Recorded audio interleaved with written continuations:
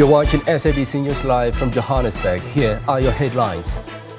The EFF concludes its elective conference at Nasrec Expo South of Johannesburg. All security forces and all other agencies will be here because it's a very big event. Police in KwaZulu-Natal says security has been prioritized for the Umkhonto weSizwe's Party first year anniversary celebrations today at the Moses Mabhida Stadium. Palestinian medics say at least 22 people have been killed in separate Israeli-Gaza strikes.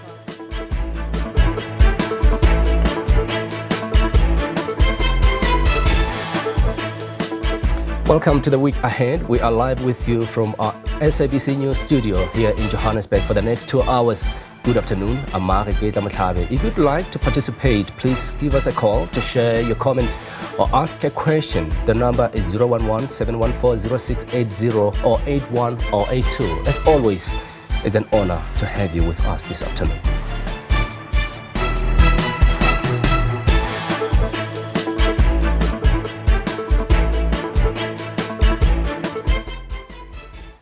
We start here. Thousands of party supporters have gathered at Durban's Moses Mabhida Stadium, where the MK party is celebrating its first anniversary. Party leader Jacob Zuma is expected to address the rally. The MK party became South Africa's official opposition following this year's general elections. We now cross live to my colleague Unathi Bajashe. Good afternoon to you, Unathi. Interesting conversations you've had with various guests throughout the morning. What can you tell us at this stage? A very good afternoon to you, Mahaketla. Well, at this stage, I can tell you that the stadium, Moses Mabhida Stadium here in Durban, is filling up.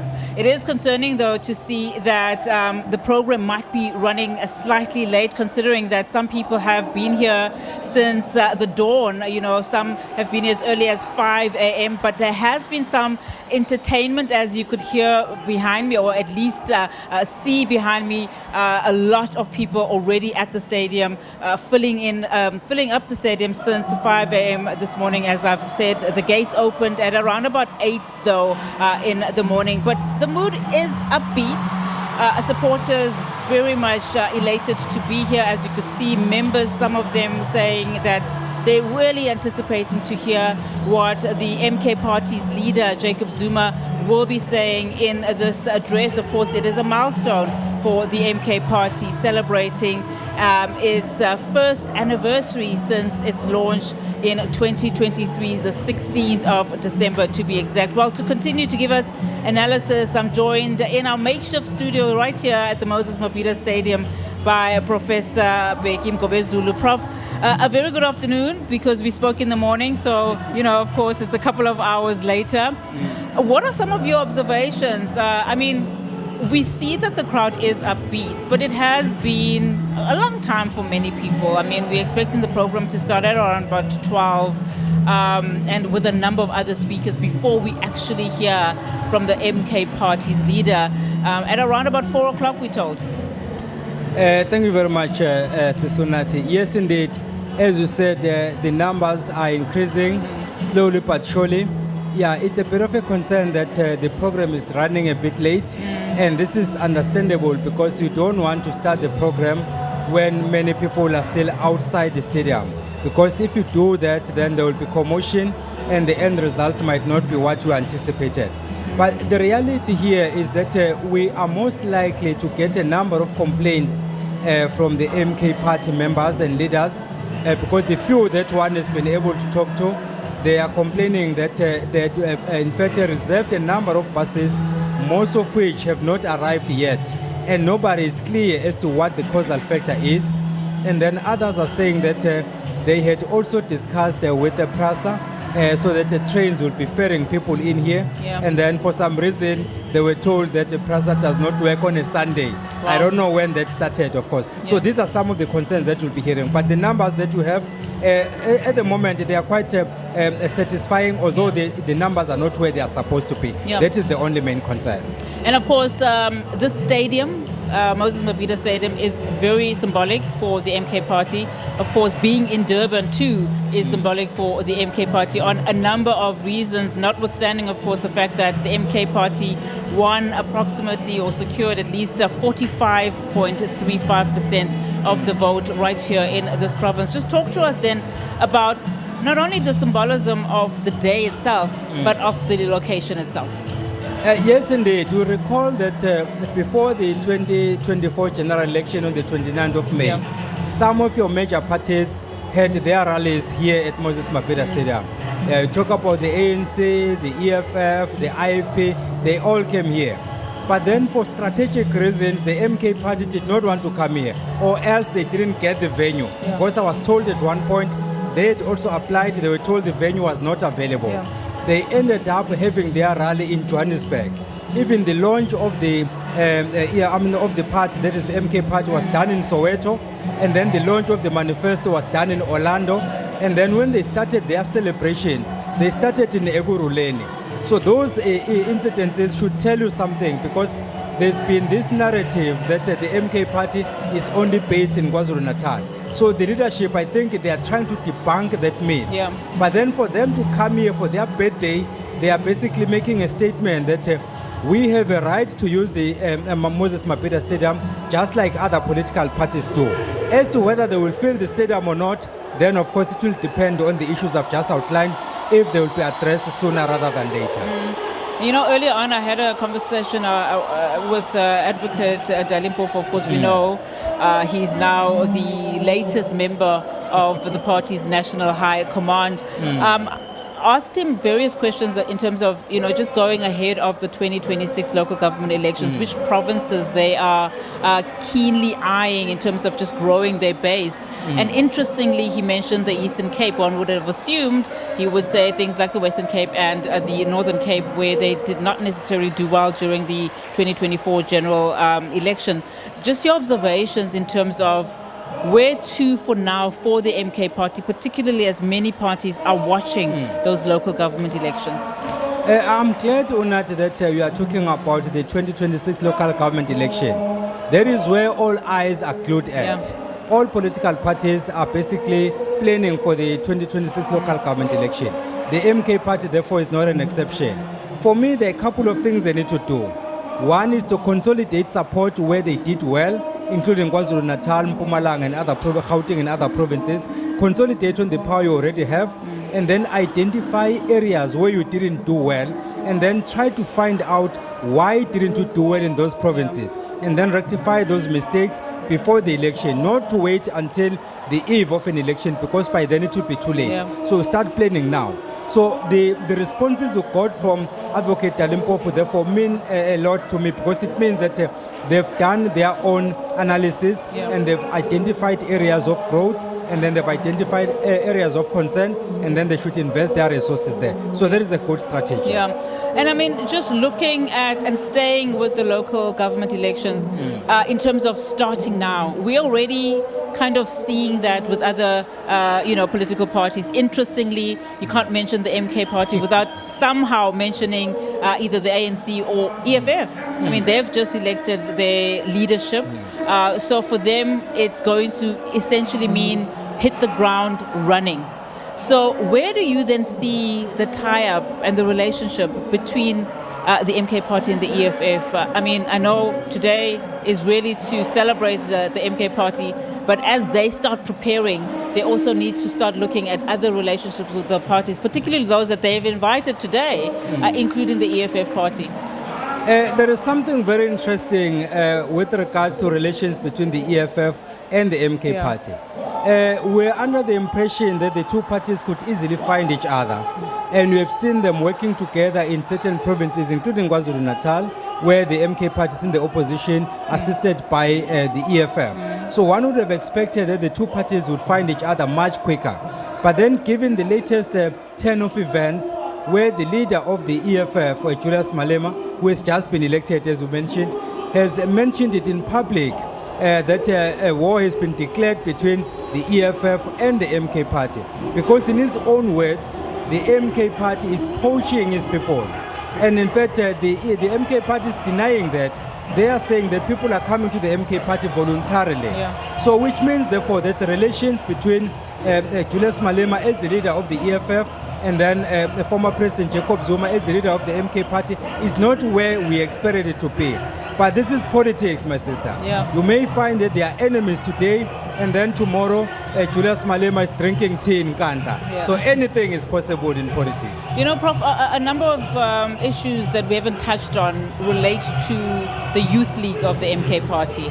I mean, one, if you look, for instance, at the support that the MK party garnered during the May elections, is the youth, particularly in your urban areas, in your cities, etc. What formation should there be from the youth league of the MK party in terms of looking at the current situation of the youth, where the higher unemployment, especially as it pertains to the youth? What's problematic about the high unemployment with the youth in this country is that most of those are at a job-ready stage, but they are unskilled. Most of them are graduates, most of them sitting at home. So what role then does the youth league of the MK party need to play? The youth will always be the future of any country. If you try to grow the country and you leave the youth behind, that will not work. Because truth be told, those who have been in politics for a very long time, they are on the exit door, and then you want people who are going to take over from you, and they must be well capacitated. And the best thing to do it is to form these youth leagues and then capacitate them, so that by the time you resign, by the time you retire, by the time you pass on, you already know that you are passing the baton to people who are capable to take the party forward. Yeah. So the MK party, therefore, has a mission to accomplish, which is basically to address some of the ills that are affecting the country nationally, but then more specifically to try and appeal to the youth, the people who are mostly affected by unemployment and then of course crime and all of that. Yeah. So you want to speak to that audience and make sure that you instill hope in them, that if they join the party, they are going to survive. And then, of course, actions must follow the words, obviously. Absolutely. Prof, thank you so much for your time, of course, in conversation there with political analyst Professor Bheki Mgobezulu. Well, Mahaketla, as you've heard, we'll continue then to just give you analysis from where we are at the Moses Mabhida Stadium as we mark the 1-year anniversary of the MK party. Of course, not only MK party members are here and have been invited, the members from the Progressive Caucus have also been invited. In fact, we know that the ATM members are also here. We are expecting to hear from just some of the leaders of the Progressive Caucus a little bit later on when the program does kick in. There are concerns, Mahaketla, of course, that some people have been left behind in various provinces due to logistical challenges, but we'll get a better sense and understanding of what that entails and what that means, for those that are not here today. But for now, from us at Moses Mabhida Stadium, as we continue with our rolling coverage, let's take a pause and throw it back to you in studio. Unati, thank you. Unati Badasha there at Durban's Moses Mabhida Stadium, watching closely the MKP's first anniversary celebrations.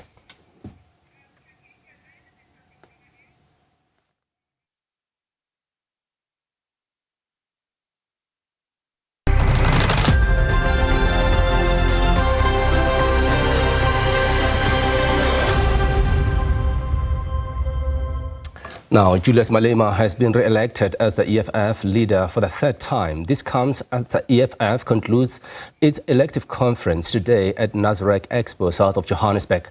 The rest of the elected top six include Godrich Gadi as Deputy President, Marshal Dlamini as Returning Secretary General, Leanne Mattis as Deputy Secretary General, Notando Noluchungu as Chairperson, and Ompile Maote as Treasury General. The elected leadership ran uncontested and as such were elected unopposed.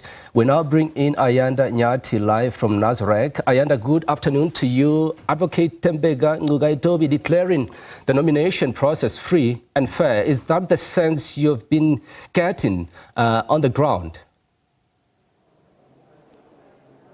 Well, Mahaketla, one thing I can tell you is that all the delegates that are here have accepted the outcome, and I suppose that should be what is going to reverberate for this conference, even as people try to understand and analyze for themselves how we got here? There are two main schools of thought, if you like, or perhaps I should say two main opinions that have really emerged since last night when that nomination process was finally concluded. On the one hand, you have people who are suggesting this is a hand-picked crop of leaders who are selected way before this conference actually got underway, and that's why in the main they were elected unopposed yesterday.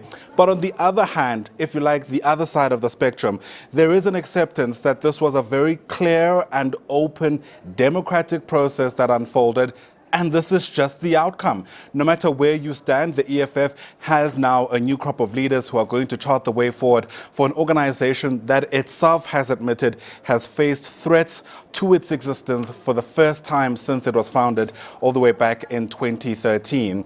We can go through the top leaders once again very quickly. I mean, Julius Malema, as you've mentioned there, is coming back for a third time. He's deputized now by Godrich Gadi, who was elected as Secretary General back in 2014. Marshall Dlamini is going for a second term as the Secretary General. He's been elected unopposed. Leanne Matthys was the spokesperson of the organization in the previous term, is coming back now as the Deputy Secretary General. Umphile Mautwe returning as the Treasurer General, and a new name in Nontando Loluchunga, who is going to be taking up the position of chairperson from Veronica Mente, who was in that post. SABC News has in fact been able to speak to the new chairperson. We'll bring you some of those sentiments in just a short while. But currently, what we're sitting through, if you like, are private commissions that are currently underway.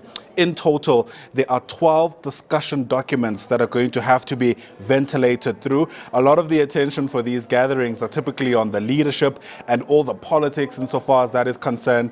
But this is also a policy conference that is meant to chart the way forward insofar as the ideas of the EFF are concerned. The Socialist Party that started off as branding itself as being the voice of young people in the main, but black people in general. And it comes as no surprise that part of these discussion documents will include issues around land and agrarian reform, gender struggles. There's going to, interestingly, be a discussion around the media and the battle of ideas, justice, peace and security, Pan-Africanism, governance, and the list goes on. I spoke to you about the chairperson who's just been re-elected, a little known individual, dare I add, in Nontando. And in fact, there's been a lot said about even just her age. For example, a 65-year-old, she has been with the organization since its founding, elected as an MP in 2018. She joined the Central Command team in 2019, and in fact has a Bachelor of Social Science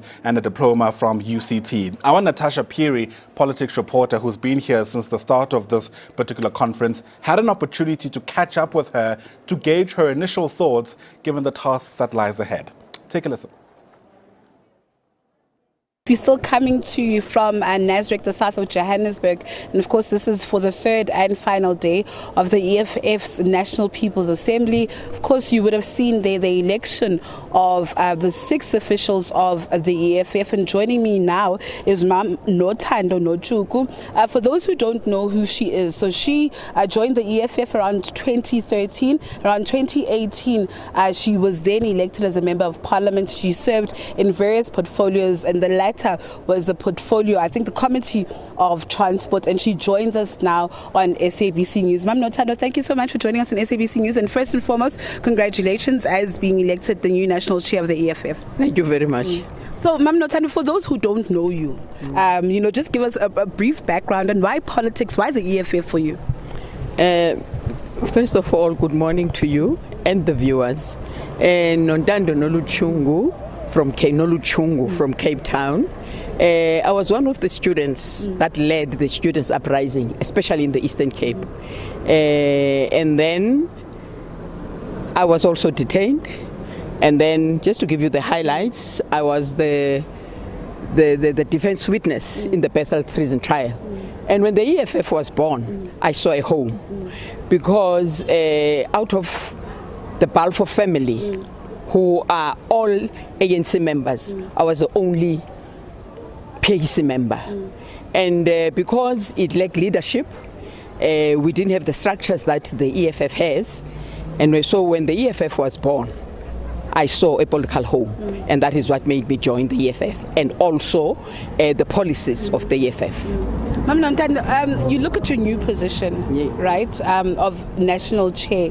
What experiences do you bring? Yes, you've got a very rich political background, but Yes. what experience do you bring to this position, and what qualities could you bring to the EFF? Okay, first of all, let me say I am humbled by having been elected and given such responsibility. It is a huge challenge, but given the mood, yesterday's mood, that was displayed by all the fighters in that conference, it tells you the level of support that one will get, especially the new leadership. All of us, we were very happy with the outcome and the jubilation and the atmosphere of the conference. At this juncture, the EFF needs trusted soldiers. That is all we need. Trusted soldiers, people who came here for what the EFF stands for. People did not come here for positions. People who came here to come and liberate the people of South Africa and the Africa at large. So that is what I'm bringing. I'm a proper ground force. So that is what the EFF needs at the moment. And remember, we're here. They need people that are going to defend the EFF. Rebuild. We're at the stage where we're rebuilding the EFF because, of course, of what has happened in the EFF. And I guess this is your mission moving forward as a newly elected leadership because of the challenges that you faced externally, yes, the electoral decline, but more importantly, internally. Hence, the theme for this year's conference. The decline in the EFF, we all know what brought the decline in the EFF. We were infiltrated. We thought we had people that we could trust. And that is why now we are saying we need to rebuild. Look and see what is it that we need to do to make sure that what has happened never happens again. So we're going back to the ground. To go to the fighters, to encourage the fighters to say, let's go to the ground, let's go and rebuild the EFF, because it's all about rebuilding the EFF. We have a brand, we've been here for 11 years, and there is no political party. You look at other political parties that have declined, and they are no longer there. And we're here, we're strong, 11 years, and we're going to move forward. We are going to rebuild the organization. As part of rebuilding, yes, you've identified some challenges in the organization. You've identified what you need to do. Apart from that, what else do you need to do? Just also reflecting on the party past the 11 years. You know, what needs to happen is that the fighters on the ground, all you need to do is to motivate them. Remember, to build the EFF, you are entirely dependent on the ground forces. So you need to empower the ground forces, encourage them, and build confidence in those people to sell the EFF and go and build the EFF again. Mama, I just also want to get your view on this. I mean, yesterday I asked about the formation of the Women's Command. Of course, there was the advent of COVID-19 that happened. But I mean, Mr. Malema raised a point yesterday in one of the press briefings that we had with him to say a female delegates actually got up yesterday at plenary saying, but is there really a need for a woman command, seeing that most of the delegates within the EFF are actually females? And there is a need. Remember, if you want to succeed, you need a structure that will deal with certain issues. And without the Women's Command, it will be scattered all over. So you need the EFF to drive, those issues. That is why we need the Women's Command. Part of the policy documents, the constitutional amendments, yes, you've adopted the one on elections where there was an expansion of the CCT from 40 to 66, including the top officials. Right? But what other constitutional amendments would you like to see? You talk about the growth of the party. Personally, are you in support of dissolving regions and creating sub-regions? That is the most important thing. That is what, when I joined the EFF, because I'm a ground force, and when you are in ground force, you are able to identify gaps. And that's one of the things that I had identified, that in order for you to be able to go to the ground and meet the real fighters, that is how EFF needs to be structured, because you will now build proper branches, and sub-regions will be in control and be able to interact with branches because they are close to each other, rather than having a structure that is far away from the branches. Last question, Ma. When you look at the local government elections in 2026, your plan of action is EFF. Rebuilding the EFF. We've done defending. We are now rebuilding and advancing the struggle for economic freedom in our lifetime. Ma, thank you so much for this conversation. Absolutely interesting conversations here with the newly elected national chair of the EFF, Umam Nontando Noluchungu, and of course a rich historical background of her political career. Of course, we'll leave it here for now and toss back to you in studio.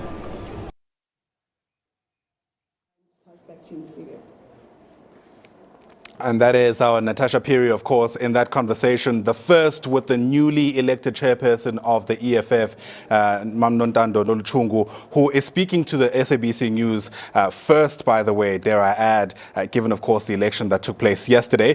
We've showed you there a part of the stillness around the Nasrec Expo Center, and that's because delegates are currently locked in those commissions and those discussions around what is going to inform the policy direction of the EFF moving forward. Strict instructions, of course, that they don't engage members of the media until those resolutions have been adopted.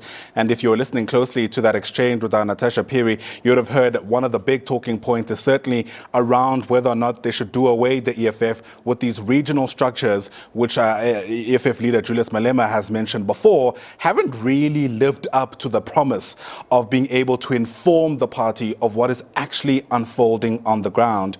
Of course, as always, there's also going to be some kind of media briefing and closing remarks from the leader of the EFF later on this afternoon. Of course, social media plays a big part in just how people, for example, interact with what's taken place behind closed doors and the outcomes of what eventually is communicated through the media.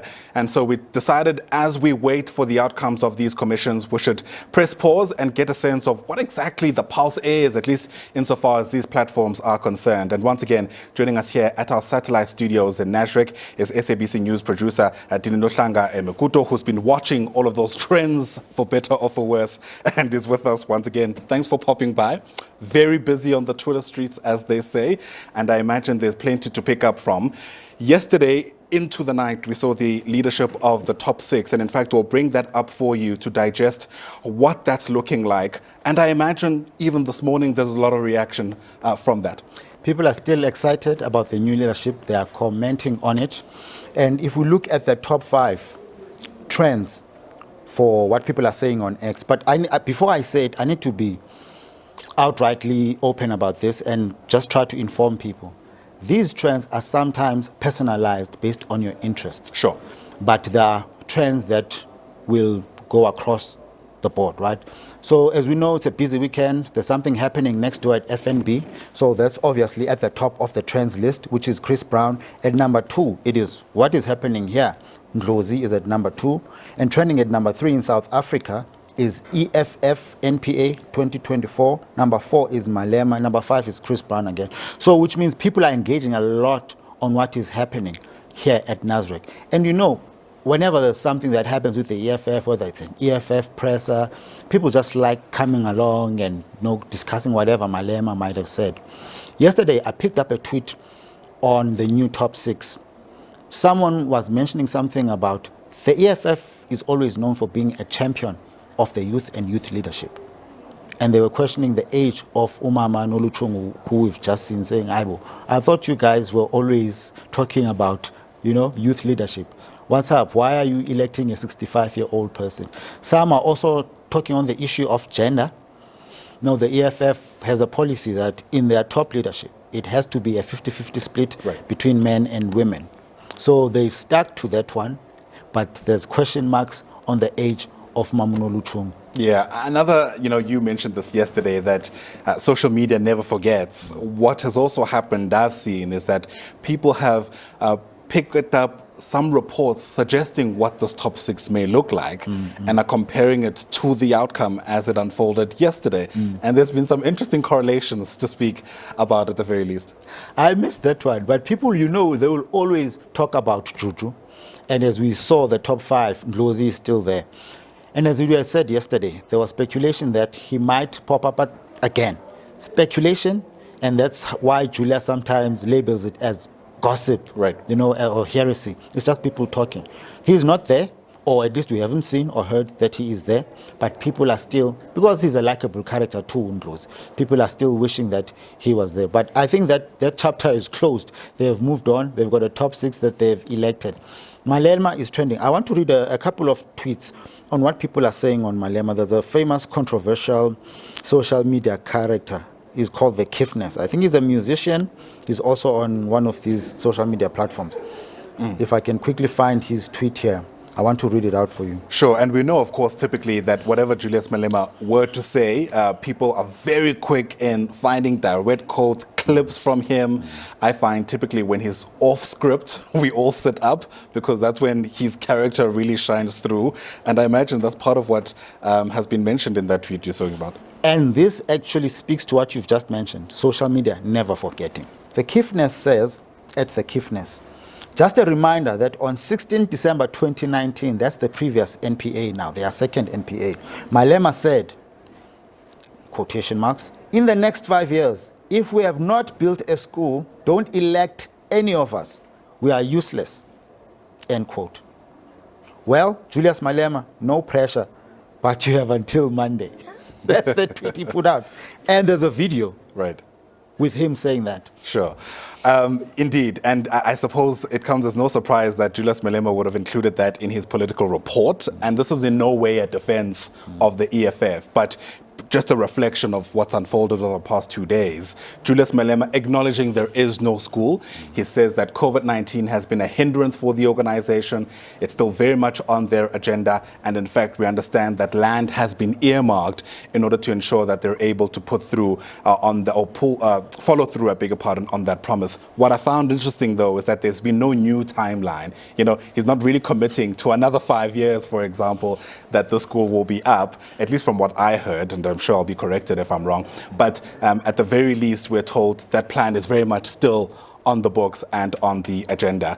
I suppose part of what's also been interesting to watch are people who are on opposing sides of how they feel about the organization itself. The EFF has always been seen as a divisive organization, depending ideologically where you lean, and those sentiments also come through. Do you have insight on what's happening on my phone? Because Tulani Skosana speaks exactly to that when he says they wanted the EFF NPA 2024 to descend into chaos and drama for them to affirm it is democracy.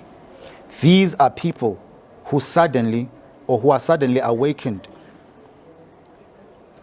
These are people who suddenly awakened black unity means destroying EFF, which introduced them to radical politics when they were deep in slumber of Rainbow Nation liberal politics. So this one is in defense of the party and actually condemning whoever thought that this would descend into chaos. Obviously, there were some controversial issues and exodus, which they don't feel strongly about that word as the party of leadership. And everyone was wondering what is going to happen. And as we see, it's seemingly a successful National People's Assembly for the EFF. Absolutely. I said this earlier, the EFF has always kind of positioned itself as a military-style operation, and we've seen that over the past 2 days. No incident since we started broadcasting from here, and certainly from registrations at the UJ campus, at the Soweto campus of the University of Johannesburg, I beg your pardon. And I don't imagine anything else is going to take place with the hours we have left here. I asked you this yesterday, and I wonder if it's changed at all about anything on policy that might have emerged. Thank you, because that's exactly what I'm thinking about. I don't know if it's unfortunate, but on my part, it seems as unfortunate that, when these conferences happen, there are policy documents that are always discussed. Issues of gender, some of the issues that the EFF is supposedly talking about, issues of Pan-Africanism, their stance on world politics, international relations, and all those things. And unfortunately, what people engage on is issues of personalities, who's going to become the leader, who is not in the top 6, and the nitty-gritties of things that impact people on the ground directly are never really discussed. I don't know if there's something better we could do as mainstream media to make sure that we push this narrative so that people know that what really matters are the policies that come into place that can have meaningful change in our lives as people on the ground. You raise such a fascinating discussion because I think even in the academic space, there's a real discussion around whether the democratization of the space through social media allows people to take the lead about what is important versus us setting the agenda, as it were. But I know I'm opening a can of worms and we'll have to leave it there for today. Plenty of discussions, of course, still to take place here from the Nasrec Expo Center as we take stock not only of your own sentiments as you digest the news that emerges here, but also of words that we're getting from many of the discussions that are underway in these commissions. Once again, 12 policy documents on the table. As soon as there's any outcome in the form of resolutions and the way forward, we'll certainly bring that to you here on the SABC News Channel. Once again, look out for those closing remarks as well from the newly elected, unopposed, the leader of the EFF in Julius Malema, who's going to speak towards the tail end of the afternoon. For now, let's take you back to our Auckland Park headquarters. Makeketla, it's back to you. Ayanda, thank you indeed. Of course, I think this one conference that will keep certain tongues waking, and we'll definitely be looking closely at the developments ahead of those closing remarks by the party leader, President Julius Malema, later today. And of course, it's one story that will dominate headlines. After this short break, we give you stories that have actually made headlines in the Sunday newspapers, including the Mkhonto Sizwe Party.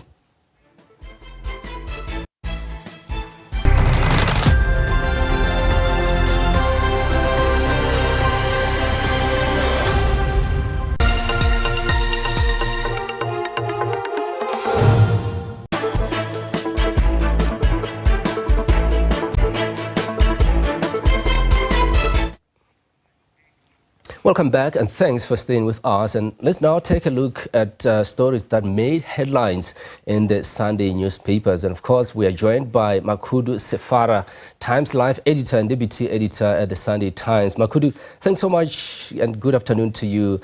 Indeed, thanks so much for gracing us with your presence here in studio. Let's start with the Sunday Times, a newspaper you're familiar with. It's a story by Jill Gifford, and it's about cancer patients losing 250 million rand. And this is about health department forfeiting funds after a year of failing to use any of them for desperate sufferers. This is quite concerning.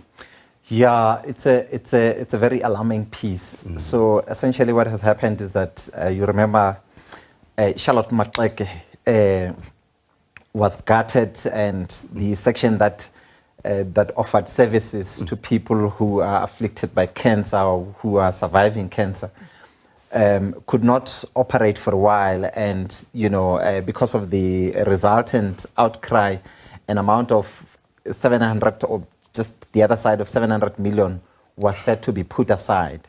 The first tranche of that was just over 200 million.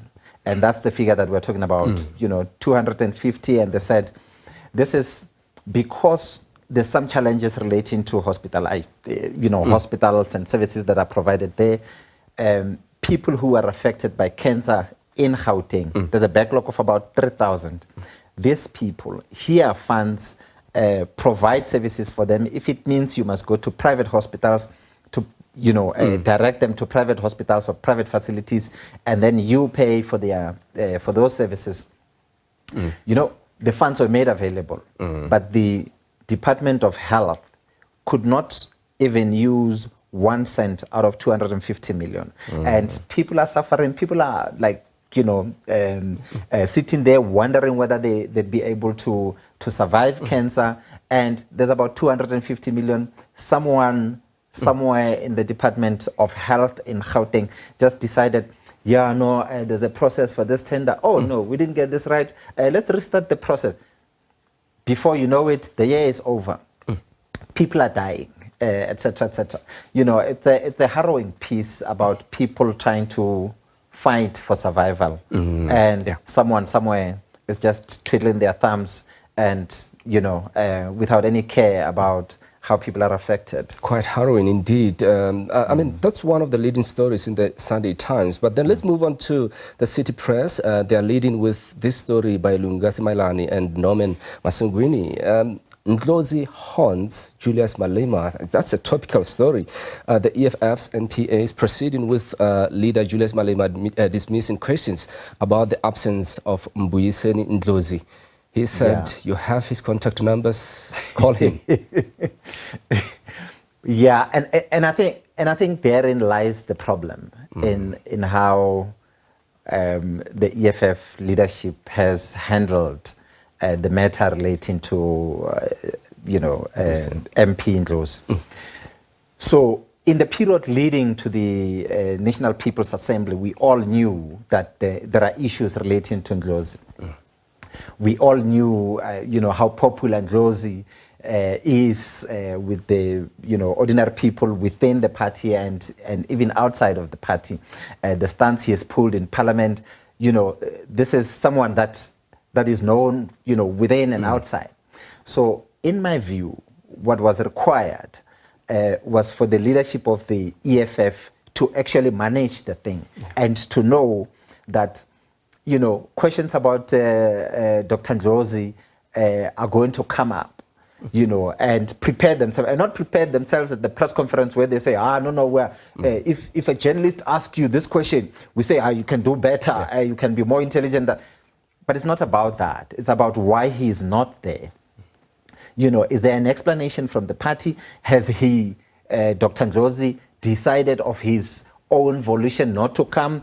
Has he been banned, as was reported in the period leading to this? Does the party not have a duty, if not to us and the general public, but at least to the members of the EFF who are at the NPA, to say, this is what is happening with this guy, and that we have done everything as the EFF to safeguard the interest of the party, but we're not going to participate in his games, and this is what we have done as a responsible leadership. But I just felt that the manner in which it was handled, just said they are creating a big story out of Ndlozi where they could have managed it differently. I mean, the EFF conference is something that all the Sunday publication, you'll find it in Sunday World, you'll find it in the Sunday Times and everywhere else, and I think the Tribune too. And it's one story that I'm sure you'll keep finding in almost every newspaper article. Let's now have a look at Sunday Tribune. There's leading here with a story by Sibusiso Mboto. Great expectations for MKP Bash. We know that they are running a bit late there at the Moses Mabhida Stadium in Durban, but then he's writing here, Sibusiso, amid the hype and excitement of members flocking to Durban is the anticipation of new members. They may defect, who may defect from other political parties. This is one story that's actually been grabbing headlines in terms of members leaving other political parties, for example, EFF as well, joining the Umkhonto weSizwe party. But I actually listened to one interview by my colleague Ayanda Mhlongo this morning, talking to the Deputy President, Dr. John Klope. He said, no, we are not on a course to recruit members. These people come to us. They want to join us.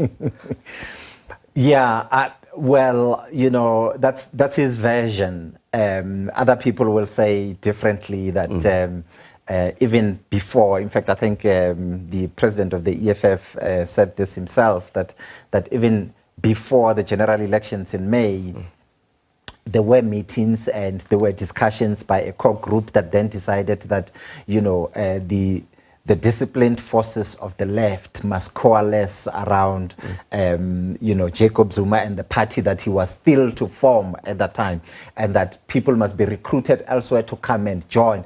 And now they're saying, no, we're not recruiting anyone, they're just coming. But, it's an important event that they are having. It's 1 year since the party was launched, and in less than a year since they were launched, they became the third biggest party in the country. That's an important feat. So the question for many of us is, was that feat attained because of the personality of former President Jacob Zuma, who was president of the country and president of the ANC? Is the party feeding off that history?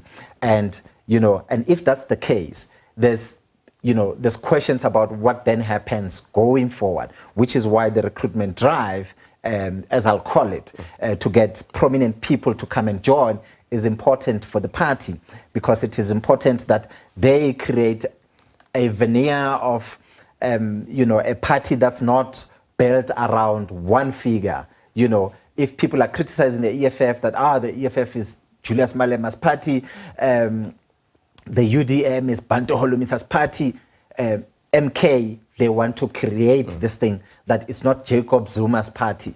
But if you look at the main events that are MK events, who's addressing them, it's always Jacob Zuma. The thing is, without Jacob Zuma, what happens within that party? And that's the question that they might avoid today. The former president will address the gathering today. Happy 1 year, yay.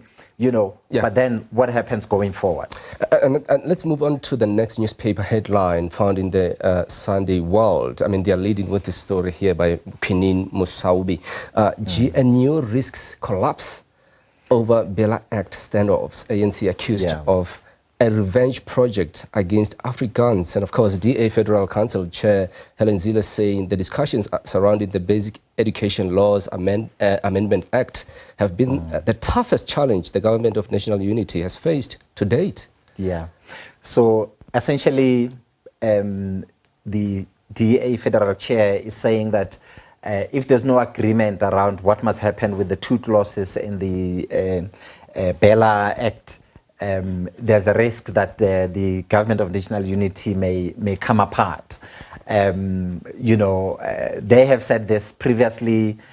Solidarity has threatened court action. The DA has threatened court action.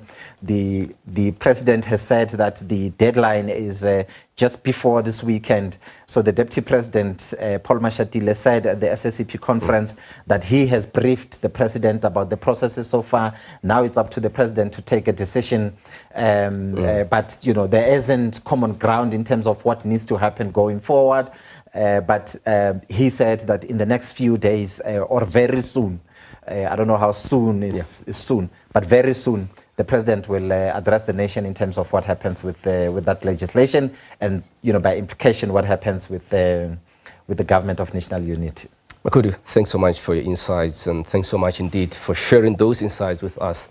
We greatly appreciate it. That was Makudu Sefara, who is the Times Live editor and deputy editor at the Sunday Times. Do stay with us. Week Ahead continues after this short break.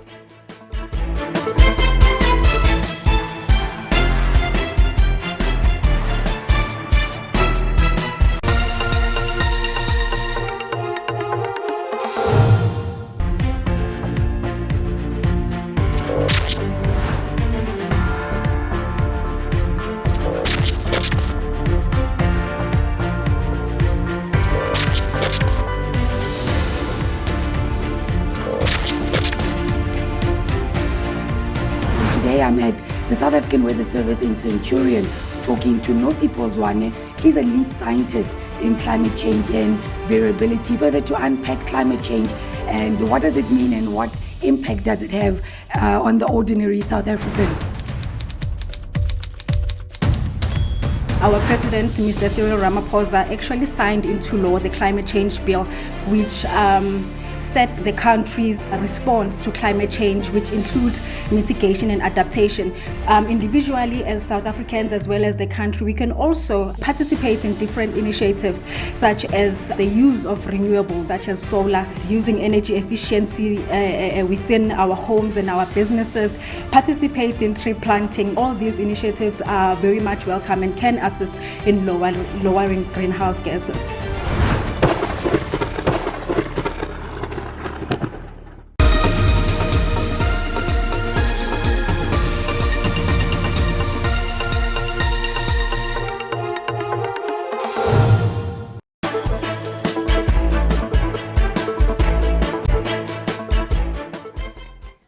The clock is ticking for Spaza shop owners as the deadline for registration mandated by President Cyril Ramaphosa draws to a close. Cooperative Governance and Traditional Affairs Minister Velenkosini Tlhabisa has clarified that the deadline is this coming Tuesday, giving small businesses a few extra days. However, frustration is mounting among entrepreneurs who say bureaucratic hurdles at municipal offices are making the process anything but smooth. Tlhabisa says Spaza shop owners won't be allowed to operate post the deadline date if proper documentation is not submitted for verification. So everybody who wants to register a Spaza shop or a small business outlet still have a day today and a full day on Tuesday, because beyond Tuesday, anyone who would not have applied and have proof that the application has been processed will be committing a crime to open a Spaza or an unregistered food outlet on Wednesday, the 18th of December. Once people have made the submission of an application and have met all the requirements, there is a letter that will be given to a person to say, your documentation is complete. You can you can continue operating post 21 days, which is on Tuesday.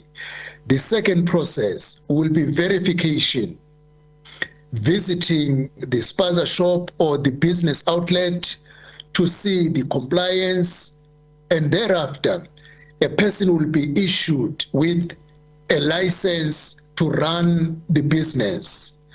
But what is going to also kick off before the end of the day on Tuesday is to access the financial support to the money, which is 500 million the government is making available. The people who will be affected are those who did not submit complete forms to apply, those people with nothing that will be allowing them to continue even before verification and checking the premises where a person is working will be committing a crime if they continue working on Wednesday. And that's how we wrap up the first hour of the week ahead here on the SABC News channel. Do stay with us. We will continue at the top of the hour.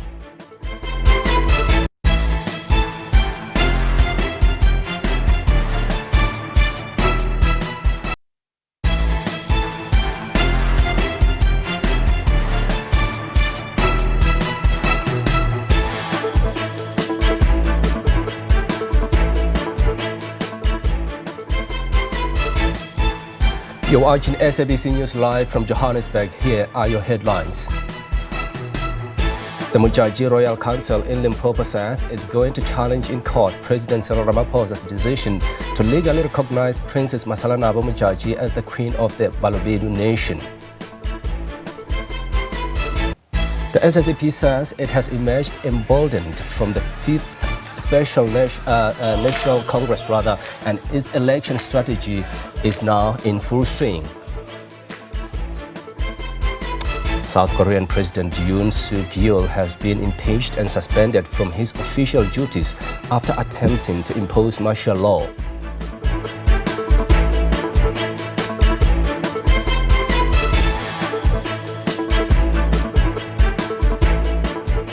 Welcome back to the week ahead here on the SABC News channel. We are live with you from our Johannesburg studios.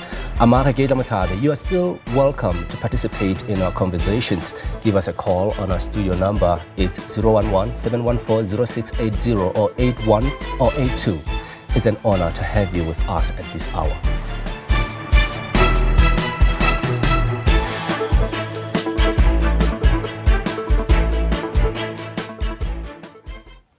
Thousands of party supporters have gathered at the Durban's Moses Mabhida Stadium, where the MK party is celebrating its first anniversary. Party leader Jacob Zuma is expected to address the rally. The MK party became South Africa's official opposition following this year's general elections.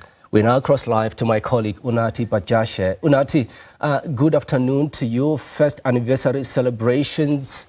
And we were running a bit late, rather the program was running a bit late just a couple of minutes ago. I wonder how far things are at this stage. Well, a very good afternoon to you and, of course, our viewers as well. Yes, indeed, the program seems to be running late. Officially, it was supposed to begin at around about 11. We know that, of course, the gates opened just before 8 a.m. this morning. It is now 1 p.m. We are being told that we're likely looking at 2 p.m. where that program will begin. And of course, you will recall, and as you've also indicated, that the MK party's leader, Jacob Zuma, is expected to be addressing members of the MK party who are here. But not only are the members of the MK party also still trickling in, but members of the Progressive Caucus have also been invited to attend this particular celebration of the MK party's first anniversary since its launch on the 16th of December 2023. And in fact, I am joined by one of those leaders from the Progressive Caucus. ATM leader Vuyo Zungula joins us now in a studio. Thank you so much for your time this afternoon. So, of course, you have been invited. Some of your members are here too.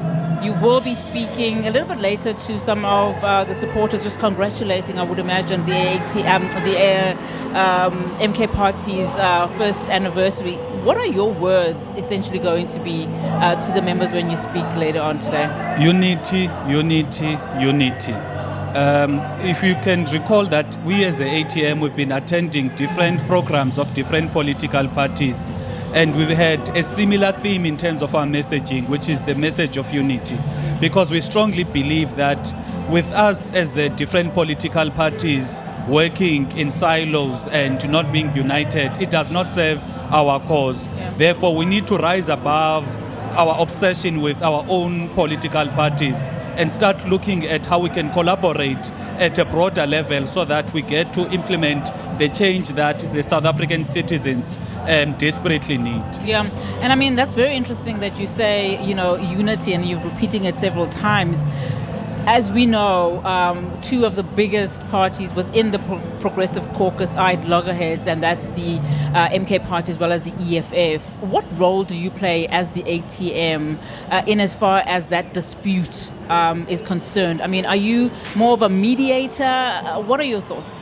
Look, there'll always be differences between even yourself with your husband or myself with my wife, even with our families, even at a party level, the differences will always be there. And even with this unity that we're trying to build, there's going to be hiccups, there's going to be challenges, and it requires us as leaders and members of the different political parties to have that majority to say, but what is the end goal? If we constantly fight, we should not fight for the sake of fighting or have differences for the sake of having differences. We must have differences because we're trying to correct a problem. Once that problem has been corrected, then we can achieve our goal of achieving unity. Yeah. So in our view, we've got very, very wise leaders, Kubaba, Malema, very, very experienced politician in the lead of the EFF, Julius Malema, and we hope that they'll find time and space to sit down, iron differences, because what we need now is unity. Are you playing that role at the moment? Are you having conversations with both parties? No, not at all. You'll recall that we've been having a busy parliament program, and after even ourselves as a parties, we've been having our programs. But our attendance in the different programs of these parties, for us, it is just to show that for us, what we believe in is unity, and we'll always push a message to say if there are differences between parties, the best thing they can do is to sit down, find a way to resolve those problems, and get to work together. And in fact, it is something that is contained within the newly adopted constitution of the MK party, saying that we as Umkhonto weSizwe will unite all the progressive forces to fight for true and total emancipation. Emancipation, I mean, what does that word mean for you? One of the things, of course, it cannot be something that sits within a document, right? It has to be something that is felt by the people, particularly those that follow you as the various leaders of the different parties that form this caucus. What does that mean for the ATM particularly? Look, if you were to look at the state of the country, the high levels of unemployment, landlessness, it requires that there needs to be, like you are saying, real material change in terms of the lives of the people.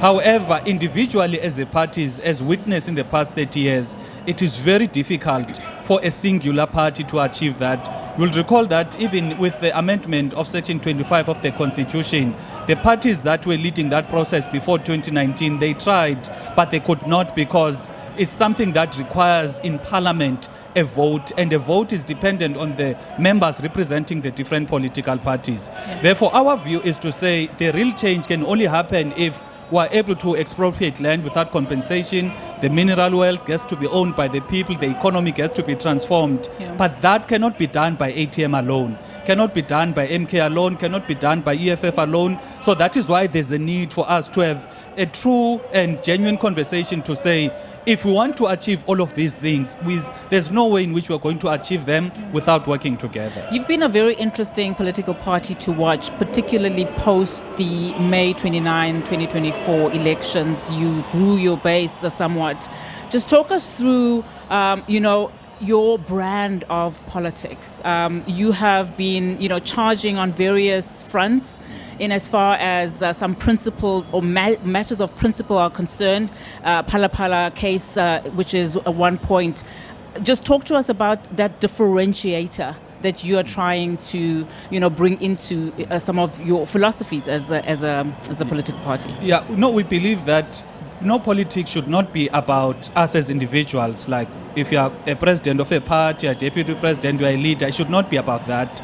It also should not be about a singular political party. Politics should be centered around the people. What is in the best interest of the people? Now, what is in the best interest of the people now is, when the Progressive Caucus had its first press conference, it was announced to the people. If you check the amount of positive messages we received, because the people have been yearning for unity for the longest time. So anything that is bringing us closer to unity, the people have been encouraging that. So our brand of politics is to say we're not a party that is obsessed about us as a party.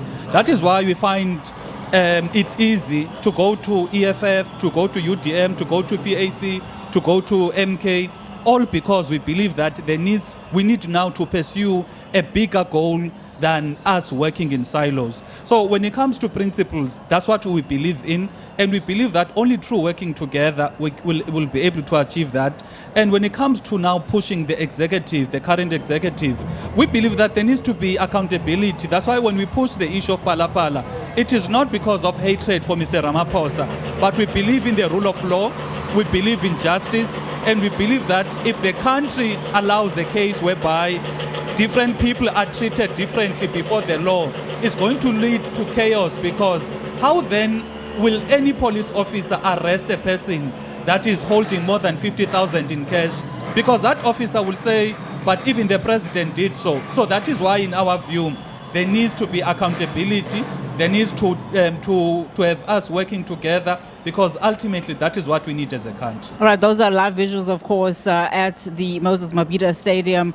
As you see there, just fanfare happening on the ground in the stadium. And of course, we'll continue to bring you those live visuals as we head up to the formal, speeches that will happen a little bit later on. But before we wrap our conversation, one of the things that has been said by a number of political parties is that 2026, the local government election, is really where everything is gearing towards now. We've heard it also from the Secretary General of the MK party, Floyd Shivambu, saying post these celebrations, most political parties, including themselves, will be hitting the ground running in terms of focusing on the local government elections. What would you like to see, particularly from the Progressive Caucus perspective, in as far as those elections are concerned? Yeah, it is elections that are make or break. We believe again that majority of the parties that are in the GNU against the wishes of their members, that is where they are going to be heavily punished, because majority of these parties that are in the GNU, most of their members do not want them there, because they don't believe that this mixed masala of a coalition is going to do anything for the people. So that is where we as the progressive parties are going to, even now when it comes to what is wrong in our country, we have been consistently as the progressive parties raising the issues of this is wrong, there needs to be accountability about myriad of issues, whether it is the rotten foods that has been sold, it is the issues of the illegal mining, it is the unemployment that it keeps ever increasing, whereas the other parties were previously making the noise whilst they were not in government, but now they are keeping quiet, which shows that they are not principle-based, because a party that is principle-based will not keep quiet simply because they've got a position in the executive. So we as the progressive parties, we've shown that we do not love power, we do not love positions, but we rather love our people. That is why we took a principled position to say, let the people who want power to go to government and they'll be kept quiet by the ministerial positions. We'll do our best in terms of advocating for the issues affecting our people. All right, Mr. Zungula, thank you so much for that. Of course, ATM leader saying that, of course, the 2026 local government elections are a make or break election. Of course, most parties focusing there and their efforts around those upcoming local government elections. Makeketla, back to you, but we'll continue, of course, to give you the very latest here at the Moses Mabhida Stadium in terms of what other, what political parties are saying and what everyone else is saying. In fact, let's cross to my colleague who's on the ground in the stadium, Ayanda Mhlongo, who is here at the Moses Mabhida Stadium, of course, just tracking in terms of what the supporters and the MK members are doing and saying.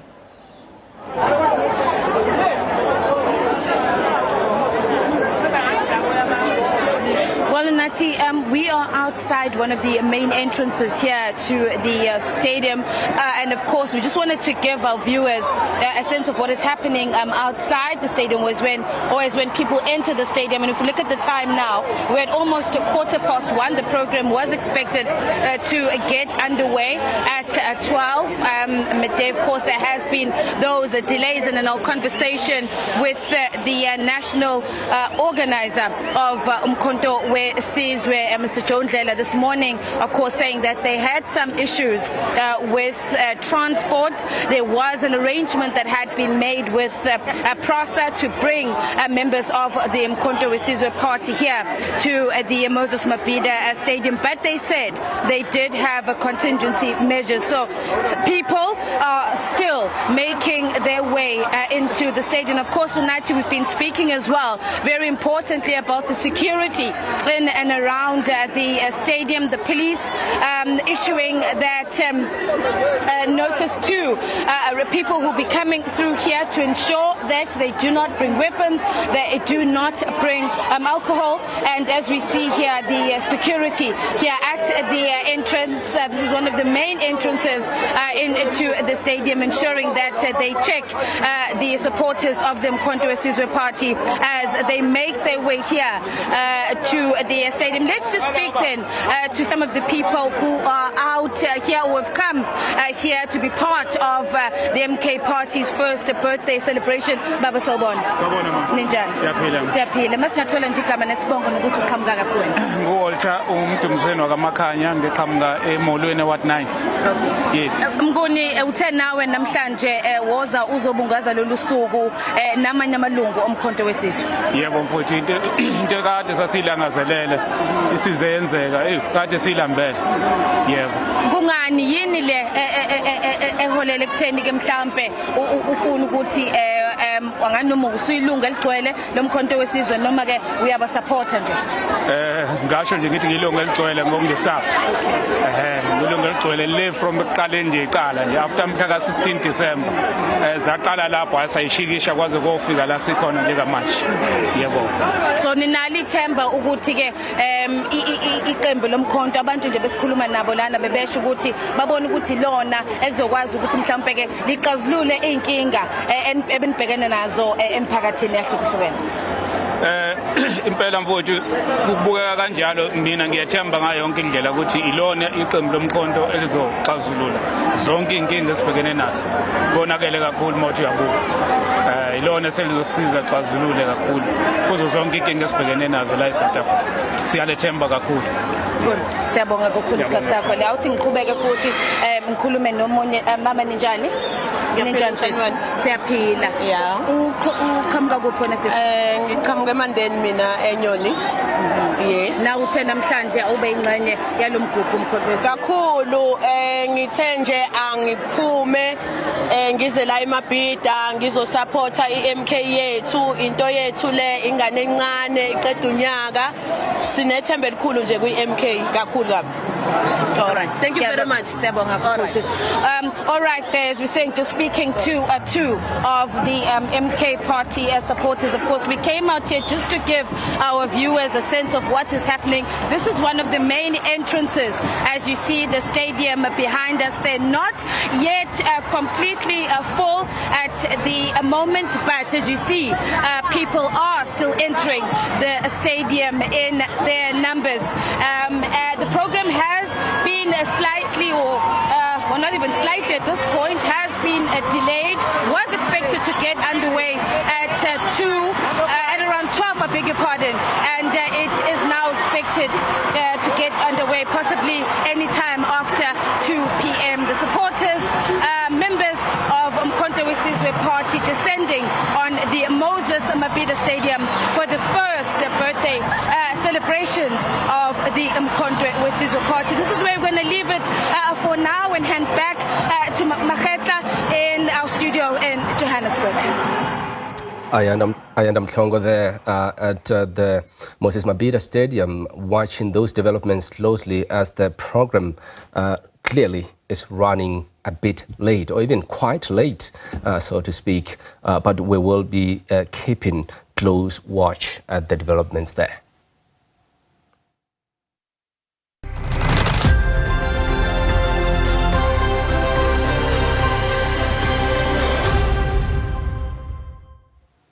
Now, Julius Malema has been re-elected as the EFF leader for the third time. This comes as the EFF concludes its elective conference today at Nazareth Expo, south of Johannesburg. The rest of the elected top six include Godrich Gadi as Deputy President, Marshall Dlamini as Returning Secretary General, Leon Metis as Deputy Secretary General, Nothando Noluchungu as Chairperson, and Ompile Maotwe as Treasurer General. The elected leadership ran uncontested and as such were elected unopposed. We now bring in my colleague Ayanda Nyati live from Nazareth. It's the last day of the EFF's NPA today. Ayanda, any word in terms of the exact time party president Julius Malema is expected to deliver his closing remarks?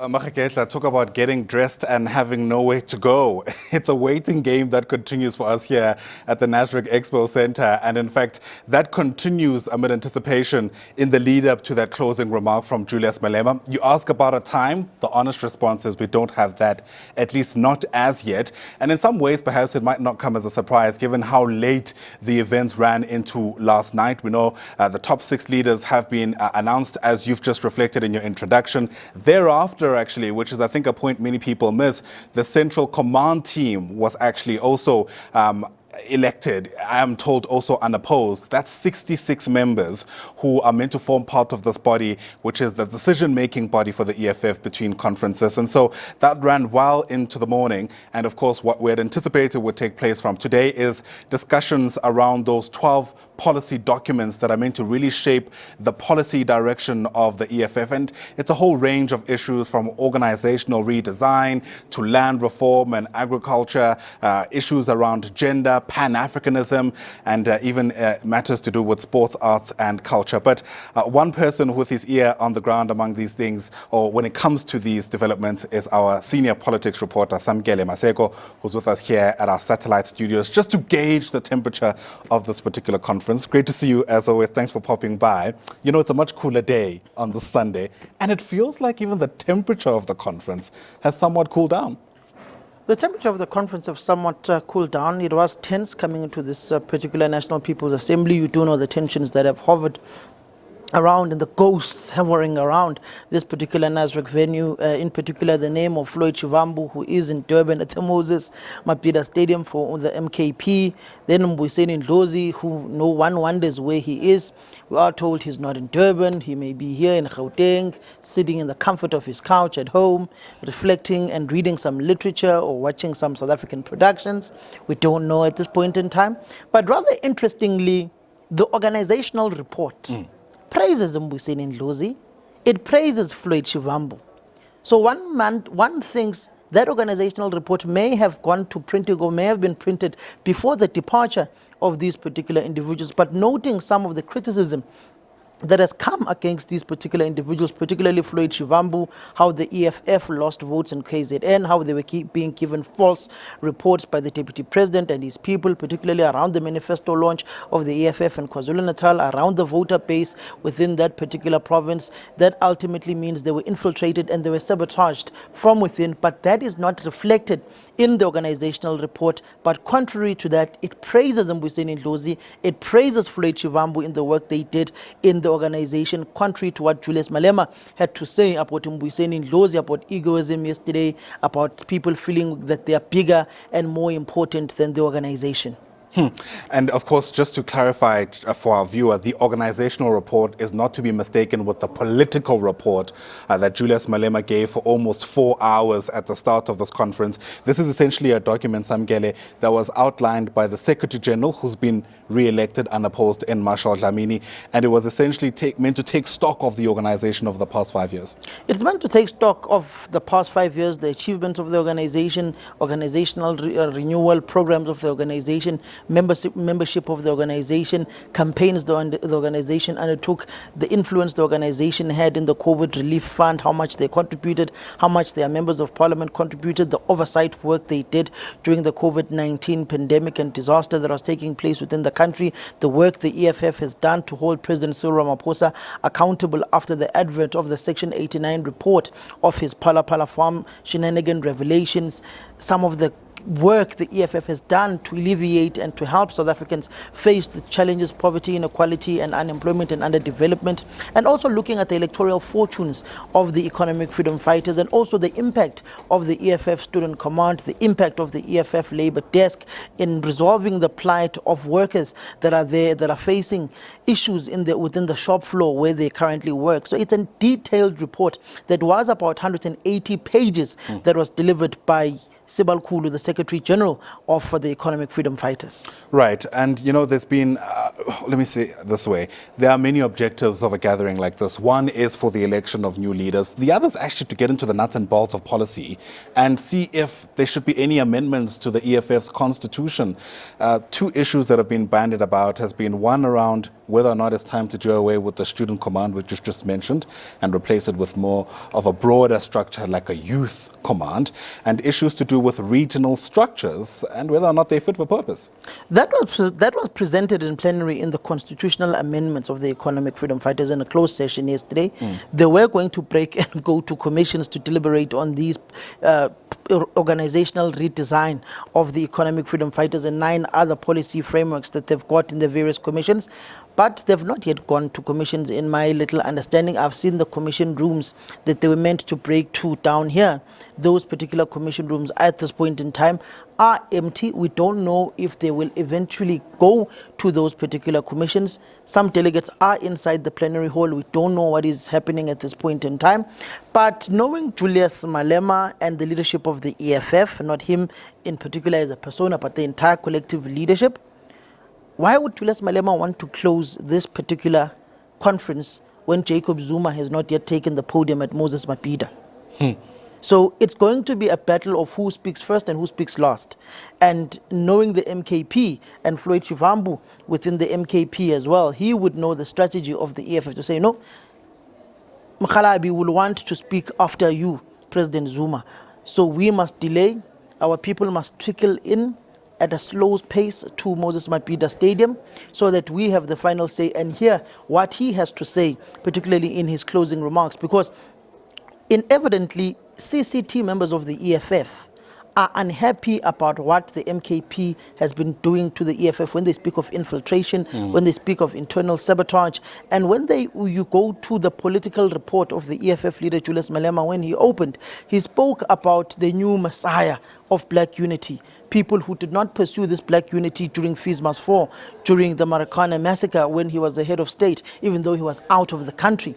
People who did not seek to unite black political formations. A person who did not take the EFF 6% when the governing party needed it to change Section 25 of the Constitution. And these are some of the matters, those little jabs or direct jabs at the MKP without mentioning the leader of the MKP, Jacob Zuma, without mentioning MKP by name. You could see that this particular NPA will start to have a negative posture on the MKP. They themselves, as the EFF previous leadership, have said that they've got no relationship with the MKP outside of Parliament. They've got a working relationship in Parliament, but they don't have outside of Parliament. And Julius Malema has even started to question what is progressive about the MKP, what is Pan-Africanism about the MKP, questioned the MKP leader's stance, particularly on Israel and Palestine war, and Israel and Palestine war, and that just should tell you of the frictious relationship there is between the two. And knowing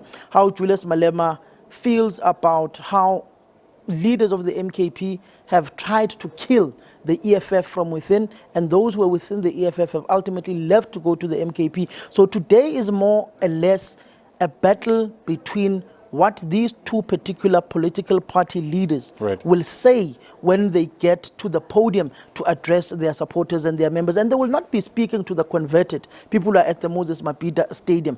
They will be speaking to those who are sitting at home, who have been unable to go to that particular stadium or come to this particular National People's Assembly in order to rile up their supporters. Interesting you say that, because Anda Mhlongo, who is our colleague in Durban, actually got an opportunity to speak to the parliamentary leader of the MK party, Dr. John Hlophe, and the question was posed to him about some of the remarks that have been made, which you've rehashed for us. And he said two things. The first is that he believes people are attracted to the MK party and not necessarily poached. I suppose people will make of that what they will.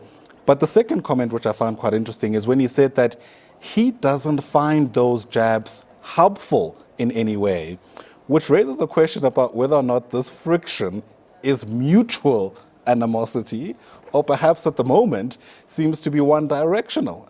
And perhaps I'm just not reading into the politics of it all. You're a man about town. At the very least, the messaging from the MK seems a whole lot more measured. The messaging from the MKP seems a whole lot more measured, because the MKP is the one that's trying to be more attractive to South Africans. It is the one that is trying to eat the base of the EFF. The EFF was soft, was lukewarm, fuzzy with Jacob Zuma, particularly around the arrest of the former president, around the State Capital Commission. Julius Malema tried to court Jacob Zuma because of clearly Jacob Zuma was never going to vote for the ANC. So he tried to court him to come to the EFF side. For instance, if you go to the 16th of December, when the MKP was announced, in the run-up to that particular announcement, Julius Malema has said there were a number of meetings with Jacob Zuma meeting EFF delegation, the EFF delegation trying to persuade Msholozi to say, no, don't form a new political party, it's too late now, endorse the EFF rather. So the EFF has been trying to court Jacob Zuma. By courting Jacob Zuma, they are looking behind Jacob Zuma. Who are the followers behind Jacob Zuma? Because evidently Zuma had about over 1 million or 1.3 million of his followers as an individual. Because if you look at the ANC jump of the number of votes in KwaZulu-Natal from when he came into power in 2009, just opposite to when Thabo Mbeki took over in his subsequent two elections, the ANC grew exponentially during Zuma's time, which meant people were drawn to the persona Jacob Gedleyihlekisa Zuma. And the EFF needed that particular persona to grow beyond the 380,000 votes they had gotten in KwaZulu-Natal in 2019, which had broken away from the governing party after the unhappiness of how Zuma was dealt with. So the two parties have been trying, the MK party is trying to eat the EFF's base in Gauteng, in Limpopo, and other parts of the country in order to grow itself to be the effective opposition to the ANC, whilst the EFF has been dealt a severe blow by Zuma supporters moving away and going to the MKP. Sure. All right. Yeah, but there's plenty to chew into, and I suppose we'll have an opportunity to do that throughout the course of the rest of the day. Samkele Maseko, our senior politics reporter, as we continue watching developments here at the Nasrec Expo Center. Day 3 of the EFF's third NPA kind of wobbling along. Nonetheless, there's still an anticipation that there will be word from Julius Malema as he delivers the closing remarks sometime this afternoon. But that's our lot, at least from me. Mfundo Mabalane is set to take over to get you a sense of how things unfold. For now, Makaketla, it's back to you in studio. Ayanda there. Thanks so much indeed. One story that will be keeping a close watch as the EFF leader is expected to give those closing remarks on the last day of the EFF's NPA. But as you can see on the left side of your screen there, in Durban, the MKP or Umkhonto weSizwe Party expected to start its 1-year anniversary celebrations after its formation, and we'll also be giving you those details here on the SABC News channel.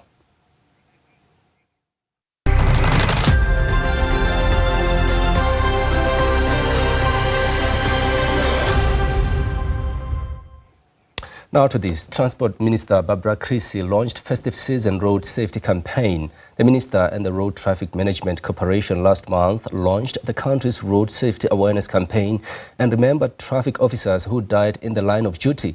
This year's festive season period includes 4 public holidays, which leads to extended long weekends and high accidents on the roads. To speak more on how South Africa's diverse modes of transportation present a unique road safety challenge, the Transport Deputy Minister Mkhuleko Hlengwa joins us now on the video link. Deputy Minister, good afternoon to you, and thank you for joining us here at the week ahead. Let's start here. I mean, when planning for a campaign such as this, what is top of mind when taking into account our road network, poor structural conditions, and reckless human behavior?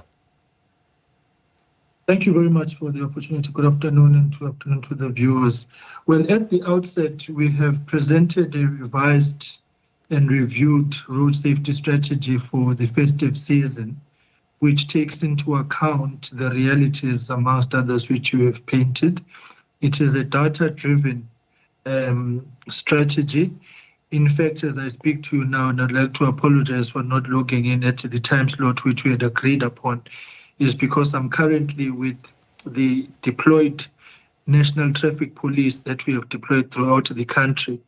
We have some 860 National Traffic Police with the RTMC, an entity of the department, and we have deployed them throughout the country, particularly in the top 20 routes and roads which we have identified as being of high risk in this period. I was with the team which is deployed on the N2 southbound with its scope going to the Maran Hill Toll Plaza, engaging and ensuring that the visible policing and patrolling which the minister has directed should take place actually does happen. And so what we are doing is a multidisciplinary, multi-stakeholder approach, working with the municipalities, the metros, the traffic police of the provinces and the national traffic. In fact, our teams throughout the country are already on the ground and will be working well into January. Secondly, is that we'll be beefing up that capacity with a further 131 national traffic officers that passed out on Thursday, because what we have also done is improve the curriculum from an NQ level 4 to an NQ level 6, working with the Tshwane University of Technology. And the reason for this is to ensure that the type of policing and consequence management, even from a statement collection, an investigation aspect, is sound for successful prosecution. What I must therefore reiterate is that all these strategic and tactical interventions are one side of the coin. And we appreciate the opportunity to engage now to make the clarion call to South Africans and all road users. There are about 4 major elements we need to watch out for. One, drinking and driving remains a fundamental problem on South African roads, and we are reiterating the call, please do not drink and drive. Secondly, it is the phenomenon of drinking and walking. 44% of our fatalities on the roads currently are pedestrians. And we are seeing the trend continuing because people are not observing the rules and the signage on the road and crossing where they should not be crossing. Thirdly is the serious issue around influencers and content creators on one part, and the other part, generally all South Africans, the usage of cell phones behind the steering wheel for the purposes of chatting, for the purposes of creating content. Every time you interact with your phone, you are losing about 5 seconds of reaction time, response time to the challenge. Yeah. And lastly is the issue around trucks. And we are making a clarion call to all operators to desist from exerting pressure on drivers whom are speeding to make up time for the purposes of dropping off goods wherever they need to be, particularly at night. And so our message really is to say the driver behind the steering wheel has to be the right one. Please rest as you drive as well to your respective destinations. That is what then makes the strategy whole in terms of all the issues that we have sought to roll out. But we are also dependent on driver behavior to ensure that we are actually achieving what we need to achieve. And Deputy Minister, I'm glad you touched on those aspects that I was going to ask about. But then what then becomes the significance of World Remembrance Day when launching this year's campaign?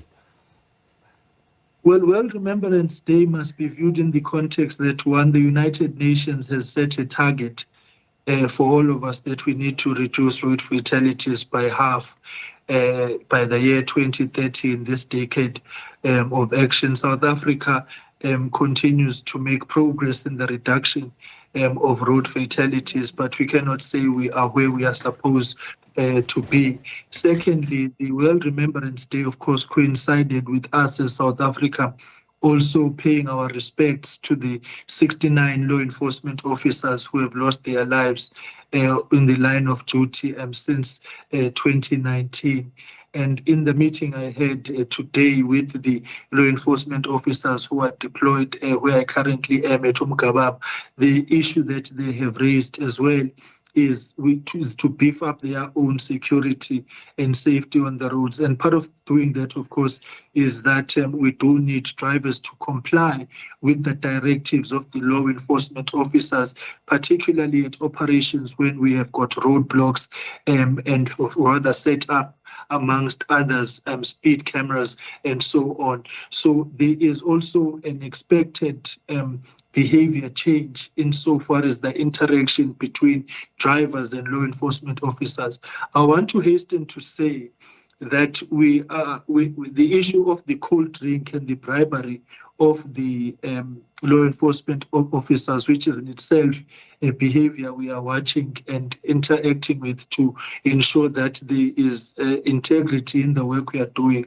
The minister a month ago signed off on a request to the Department of Public Service Administration, the minister there, to request that we are given the permission to deviate from the 30% threshold for overtime so that we can be able to pay the officers for the work that they will be doing.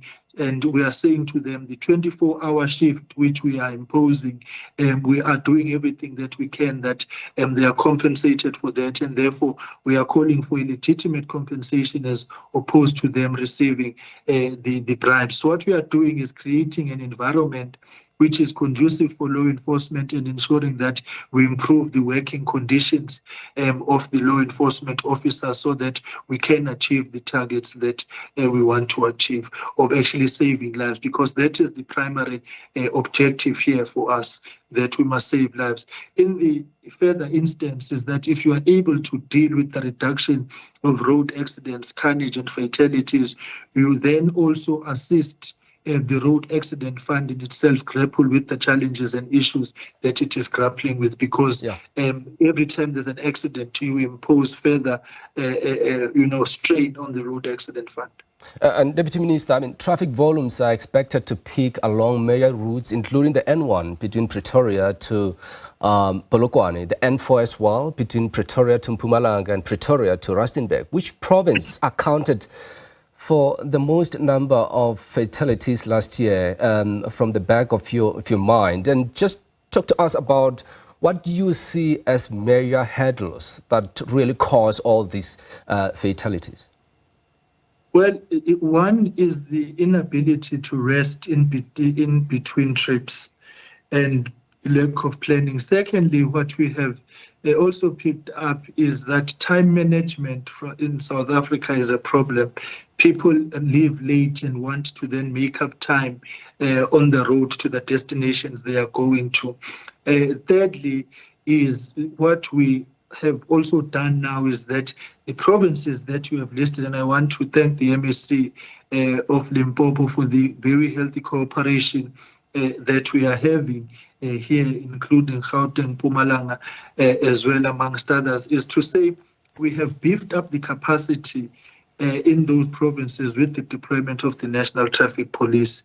Limpopo has got about 131 additional support, which comes, of course, not just in human resource terms, but also the necessary infrastructure which comes with law enforcement. We have beefed up Mpumalanga, we've beefed up Gauteng, we've beefed up KwaZulu-Natal, Western Cape, Free State and the Eastern Cape, all in an attempt to make sure that the major routes, particularly the ones that you have cited, one, we've got the necessary visibility on those roads and the necessary patrolling, but also at the same time is to make sure that there's a heightened level of operations in the forms of roadblocks and consequence management, particularly for trucks. Thirdly, we want to thank the taxi industry for the cooperation, particularly Santaco and NTA, whom have been interacting with us and ensuring that they do their fair share, the Automobile Association and the Trucking Association of South Africa. Our stakeholder work is designed for the purposes of responding to the entire road traffic ecosystem about how people travel. But what we really want to reiterate for all of us on the roads is that let us comply with the rules and the regulations of the road and stick to the speed limit. One major issue is that the people are not complying. Let me make an example, because the flow of traffic is an enabler for road safety. The whole notion of keep left, pass right is of critical importance because it enables all of us to flow. Let me conclude by saying I want to make a clarion call to the truck drivers and the truck operators to assist us, because the types of accidents we are seeing that there is a particular surge in the behavior, recklessness and speeding and inability to comply from the trucking sector. And I think that we will have to, of course, provide agility in our operation to respond to that particular area. But we are calling for compliance from the trucking industry, particularly during this time of heightened traffic volumes. All right, Deputy Minister, we appreciate your time. Thanks so much indeed for sharing your insights with us. That was Transport Minister Mkhuleko Hlengwa unpacking how South Africa's diverse modes of transportation present a unique road safety challenge, especially amid the festive rush.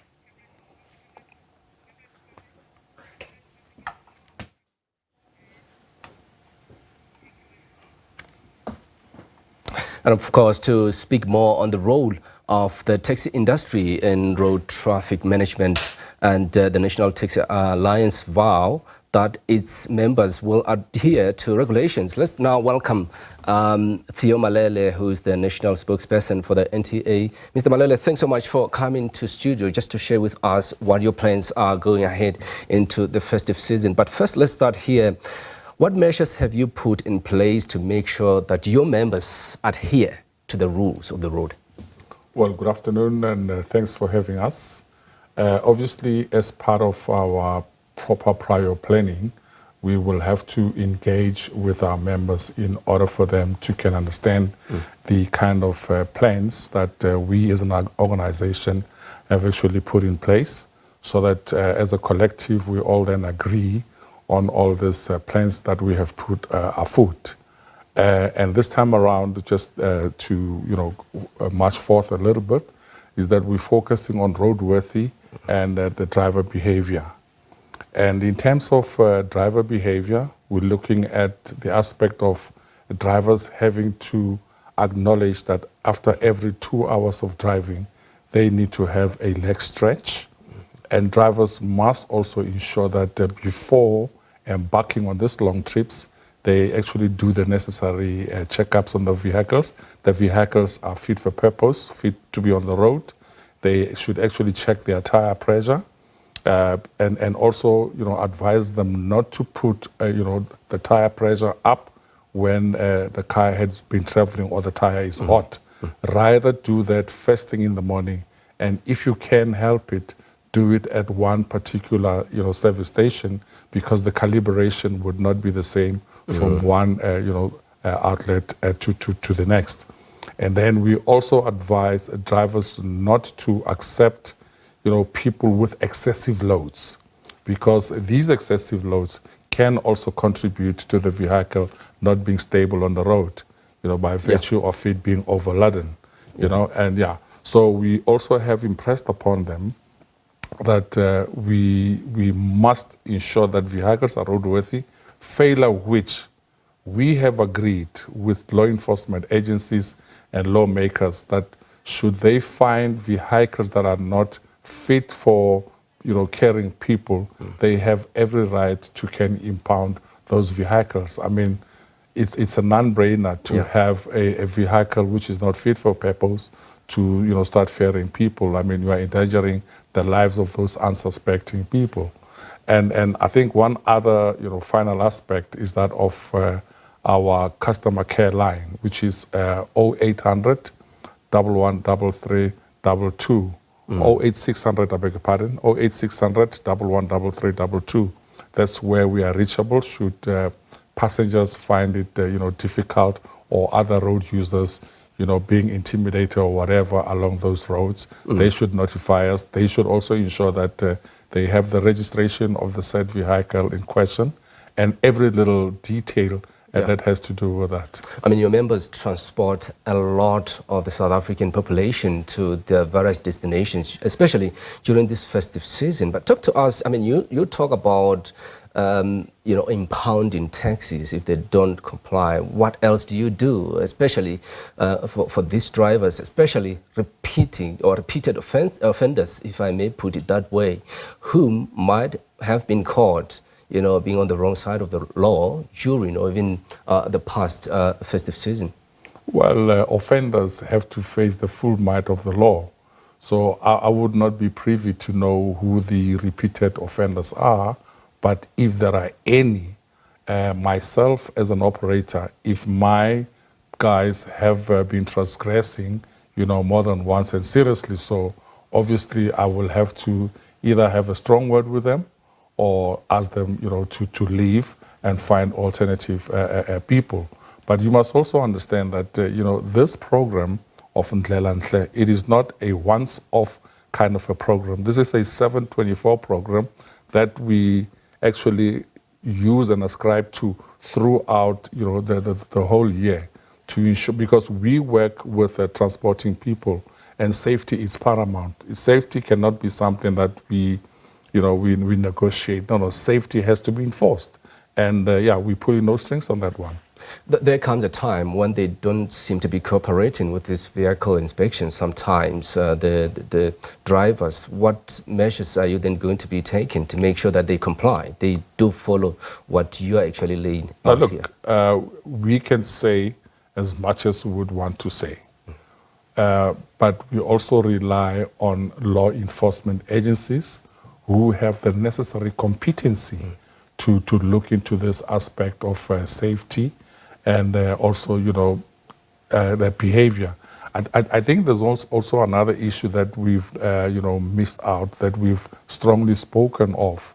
It's the, how we talk to women, how we talk to children and the elderly. We shouldn't violate people's rights, in order to satisfy our own needs. No, all our passengers have a right and they have to be respected at all given times, and we cannot negotiate that either. Mr. Themalele, we appreciate your time. Due to time, of course, time constraints, we will definitely be looking closely at this story as we are in the festive season. It's your time, but of course, we will definitely be looking closely at this story as the time progresses. We appreciate your time. Thanks so much for coming. Thank you very much. Thank you. Sure.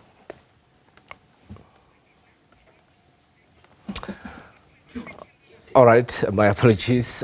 We are now focusing on this story to encourage social cohesiveness, healing, togetherness, and nation building. South Africa will observe National Reconciliation Day tomorrow. This year's theme, National Day of Reconciliation, is healing historical wounds and forging new futures, focuses on the vital role that South Africans play in promoting democracy and making sure that their opinions are heard and taken into consideration when making decisions that will improve people's lives on a daily basis. The keynote presentation for the National Day of Reconciliation will be given by President Cyril Ramaphosa tomorrow at Vredendal Matsikama local municipality in the Western Cape.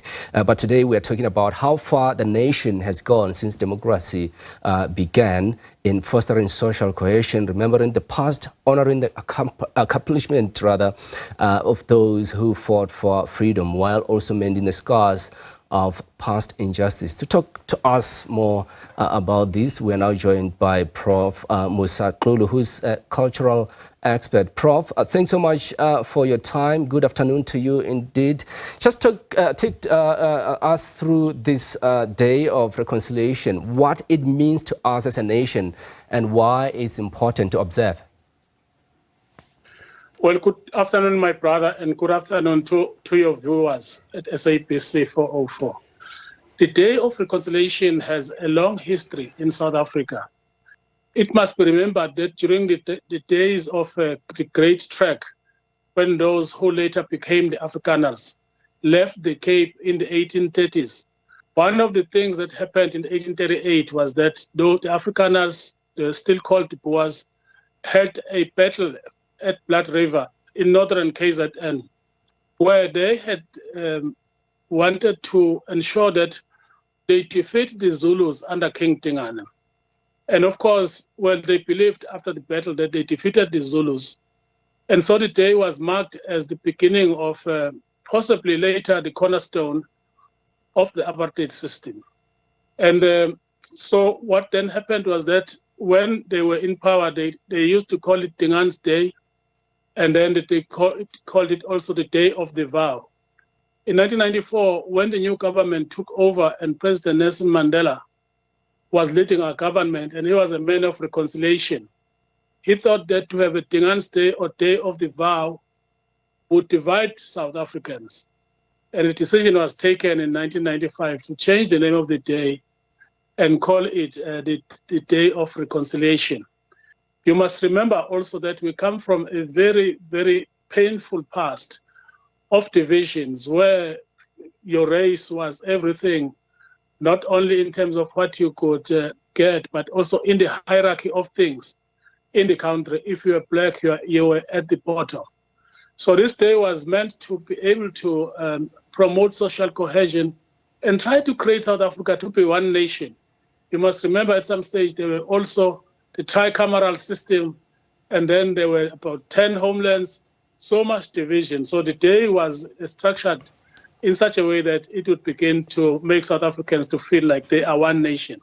Yeah. And of course, maybe we are moving in that direction slowly. Yeah, interesting, Prof. But just how far do you think we have come as a country since the dawn of democracy in terms of building social cohesion?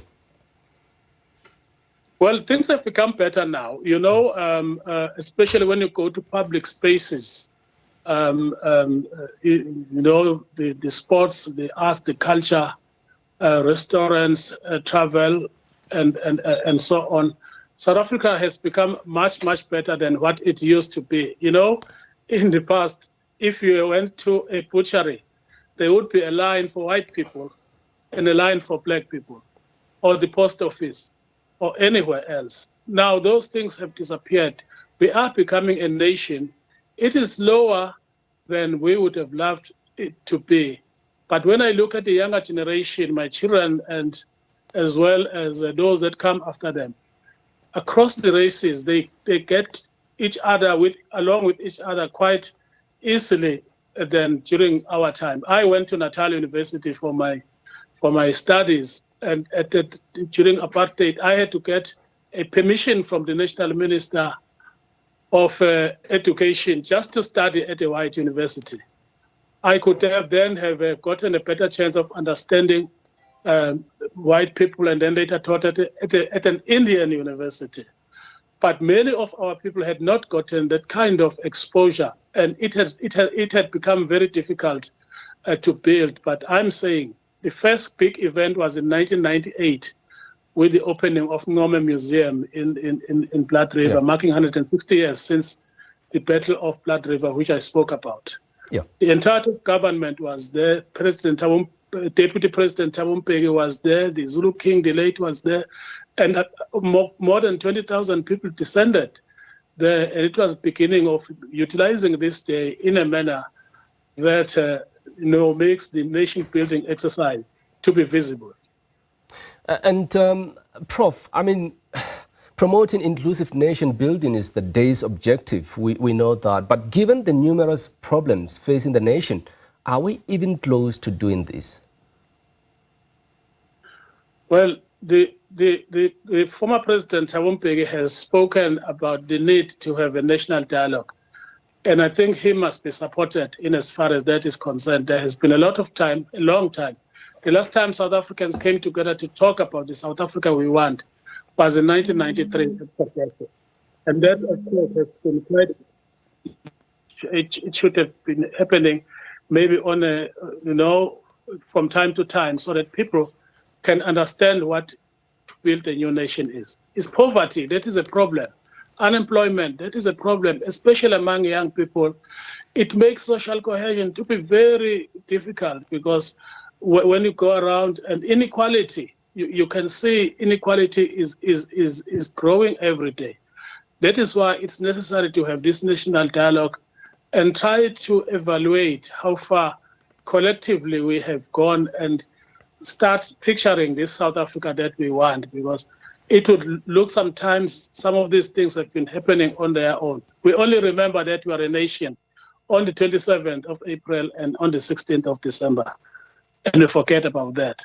We go our own ways. And in the process, of course, we don't check on how the economy, for example, has been able to empower people. I doubt if it has. It could have, but it has not really in reality. And that's a big challenge for social cohesion. Prof, thanks so much for your time. We appreciate it. That was cultural expert Prof Musa Xulu talking to us about the Day of Reconciliation, which is set to be commemorated tomorrow. And of course, that was the week ahead. SA Today continues with news at the top of the hour here on SABC News Channel. From myself, Mariketa Mtlabe, and the rest of the team, thank you for watching. Goodbye and take care.